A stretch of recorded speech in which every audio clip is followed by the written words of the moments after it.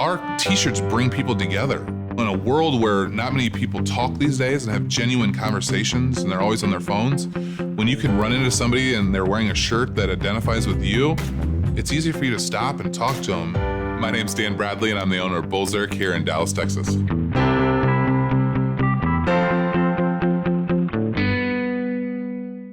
Bullzerk is a hyper-local t-shirt here in Dallas that really wants to provide goods for the locals, also for guests that come to the city that really want to know the culture of the city and the inside jokes.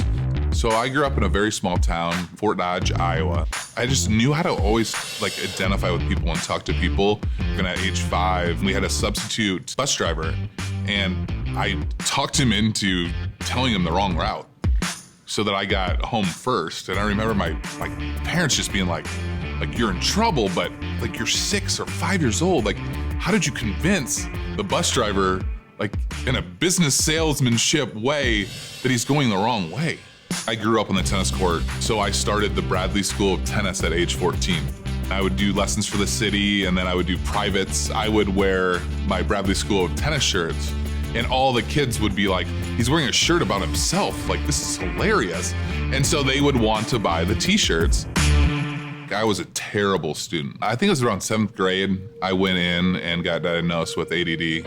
I knew that the reason that I was so outgoing, the reason that I was creative was because of my ADD. And I learned at a young age about the successfulness of true entrepreneurs.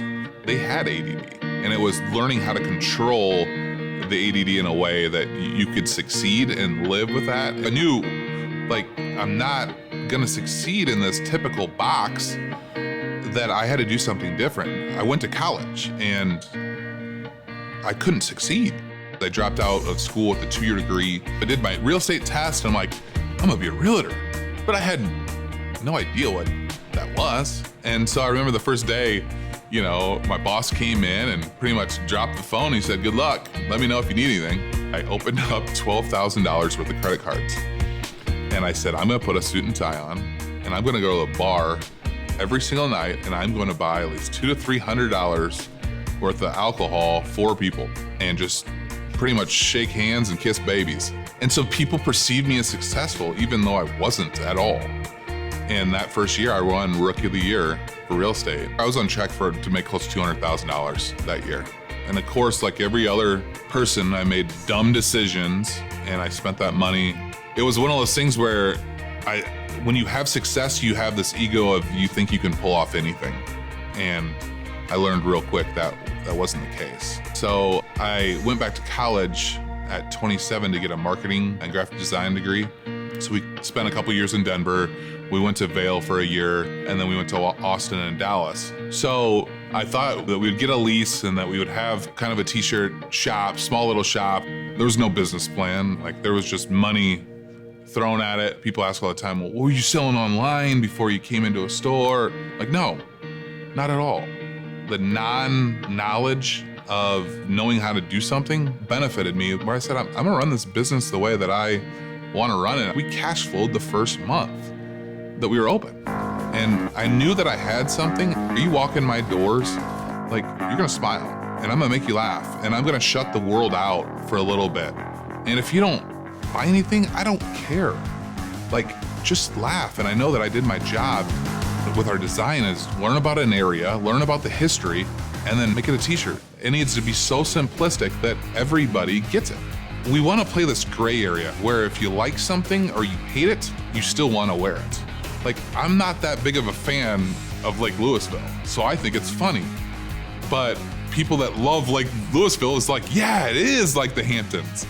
And you kind of want to be no, it's not. There's trees growing out from the bottom. It is not the Hamptons. I think that you truly have to offend somebody to let somebody know who you are and what you stand for. It's not a planned attack when we're gonna bring out shirts. There's just certain events that happen. I remember, when the 5 officers got shot in Dallas. I knew that I didn't want some other city to throw out some kind of generic line. I wanted something to be genuine.